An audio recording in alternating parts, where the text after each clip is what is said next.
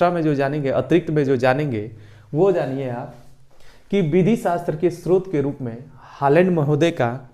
क्या विचार है, उन्होंने विधि के स्रोत को कितने भागों में डिवाइड किया है। उसी प्रकार जो है ग्रे यानी प्रोफेसर जो ग्रे हैं, उन्होंने विधि शास्त्र के स्रोत को कितने भागों में विभाजित किया है, वो कितने भागों में बताते हैं विधि शास्त्र के स्रोत को। और क्या जानना है, रास्को जो पाउंड हैं, उन्होंने भी विधि शास्त्र को जो है